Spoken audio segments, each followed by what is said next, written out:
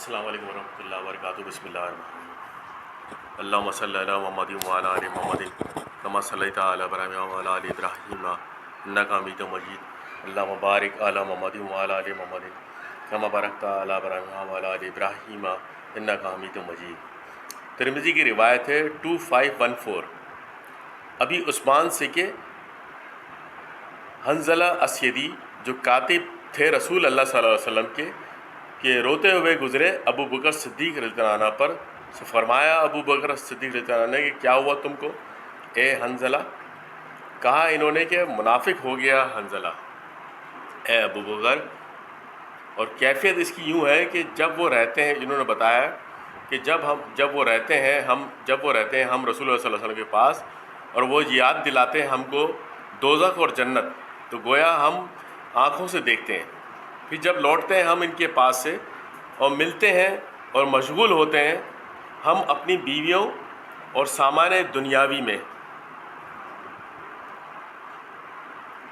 ہم بہت کچھ ان نصیحتوں میں سے بھول جاتے ہیں جو آپ صلی اللہ علیہ وسلم کے سامنے بیٹھ کے جو ہم کچھ سیکھتے ہیں اور جو کچھ جنت و دوزخ کے بارے میں آپ صلی اللہ علیہ وسلم بتاتے ہیں، جو فیلنگس ہماری آپ صلی اللہ علیہ وسلم کے سامنے ہوتی ہے.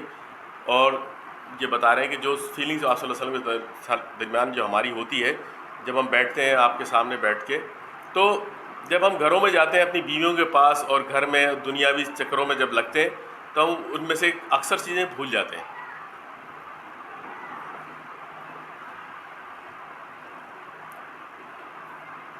بس کہا ابو بکر رضی اللہ عنہ نے کہ قسم ہے اللہ کی ہمارا بھی یہی حال ہے. ابو بکر صدیق نے بھی یہی کہا کہ ہمارا بھی یہی حال ہے، چلو ہمارے ساتھ رسول اللہ صلی اللہ علیہ وسلم کی طرف ان سے پوچھتے ہیں جا کے. پھر گئے، پھر ہم نے دیکھا ان کو رسول اللہ صلی اللہ علیہ وسلم کے پاس پہنچے اور کہا کہ رسول اللہ صلی اللہ علیہ وسلم نے فرمایا، ان کو بتایا. پھر انہوں نے فرمایا کہ کیا حال ہے تمہارا اے حنظلہ؟ رسول اللہ صلی اللہ علیہ وسلم نے کہا کہ کیا حال ہے تمہارا حنظلہ؟ عرض کی حنظلہ نے کہ حنظلہ منافق ہو گیا ہے یا رسول اللہ. ہم آپ صلی اللہ علیہ وسلم کے پاس جب ہوتے ہیں آپ خوف دلاتے ہیں ہمیں جہنم سے، نار سے، اور امید دلاتے ہیں جنت کی، یہاں تک کہ گویا ہم آنکھوں سے دیکھ رہے ہوتے ہیں. خوشی ہوتی ہے انسان کو کہ، اور خوف بھی ہوتا ہے اور ایک دلاسا بھی ہوتا ہے، ایک دل مطمئن بھی ہوتا ہے. ان دونوں کو یقیناً ایسا ہی ہوتا ہے. پھر جب ہم لوٹتے ہیں آپ کے پاس سے ملتے ہیں اور اختلاط کرتے ہیں عورتوں سے اور مشغول ہوتے ہیں سامان دنیا میں، تو بھول جاتے ہیں بہت سی باتیں ان میں کی. پھر فرمایا رسول اللہ صلی اللہ علیہ وسلم نے کہ اگر تم مداومت کرو اور ہمیشہ رہو اسی حال پر کہ اٹھتے ہو جس حال میں میرے پاس سے، تو مسافہ کریں تم سے فرشتے تمہاری مجلسوں میں اور تمہارے بچھونوں پر اور تمہاری راہوں میں. یعنی اگر تم ایسے ہی رہو جیسے میرے پاس رہتے ہو، اتنی تمہارا دین اس طریقے سے رہے اور تم اپنی گھروں میں جا کے نہ بدلو، تو فرشتے تمہارے ہاتھ تمہارے سامنے آ جائیں، تم سے ہاتھ ملائیں، مسافہ کریں، تمہارے راستوں میں ملیں. پھر آگے فرمایا ولیکن اے حنظلہ کوئی گھڑی کیسی ہوتی ہے اور کوئی کیسی. اس بات پہ یہاں پہ آپ صلی اللہ علیہ وسلم نے کہہ کے ختم کیا اس کو. اب یہاں پہ آگے یہ بات یہی اس کے اندر ہے کہ انسان جو ہے سب سے پہلے ہدایت طلب کرے، کیونکہ ہدایت ملی تو ایمان اس کو مل گیا، اور ایمان مل گیا تو عمل مل گیا، اور عمل اگر کر دیا آپ نے تو آپ کی نسلیں سنور جائیں گی. تو صاحب ایمان جو ہے اس کو اپنی صحبت جو ہے نیک لوگوں میں زیادہ سے زیادہ اختیار کرنی چاہیے. نیک لوگوں کے ساتھ بیٹھے، جیسے صحابہ کرام کی بیٹھک تھی، اور یہ اسی میں آگے جو ہے اس کے ساتھ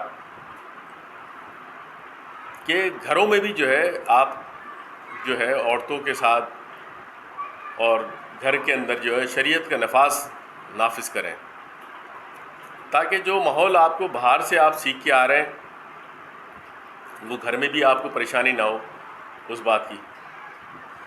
اسی لیے کہا جاتا ہے کہ عورت کی تربیت جو ہے مرد سے 3 گنا زیادہ ضروری ہے، کہ اگر آپ کے پاس آپشن ہے کہ اگر بیٹے کو پڑھانا ہے یا بیٹی کو پڑھانا ہے تو سب سے پہلے آپ کو بیٹی کو پڑھانا پڑے گا، کیونکہ اس کی تربیت جو ہے وہ مرد سے 3 گنا زیادہ ضروری ہے۔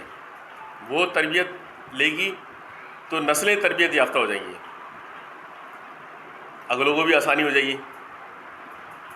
آج کل کے معاشرے کے اندر یہی چل رہا ہے، انسان اگر صحیح ہونا بھی چاہ رہا ہوتا ہے تو گھر میں آ کے وہ بدزن ہو جاتا ہے، گھر کی باتیں سن کے، گھر کی حالات دیکھ کے اس کے وہ کنڈیشن نہیں رہتی جو باہر اس کے مسجد کے اندر جو جذبات ہوتے ہیں۔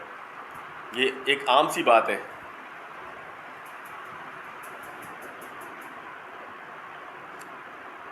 مومن نہیں ہو سکتا، آگے ایک اور بات میں یہ فرمایا گیا، مومن نہیں ہو سکتا جب تک اس کا نفس جو ہے عمل ایمان کے تابع نہ ہو جائے، یعنی کہ مومن ہی نہیں ہوگا جب تک کہ اس کا نفس جو ہے وہ جو بھی شریعت نے کہا ہے ہمیں اسلام کے حوالے سے جس طرح چلنا ہے اس کے تابع نہ ہو جائے، جب تک مومن ہی نہیں ہوگا وہ۔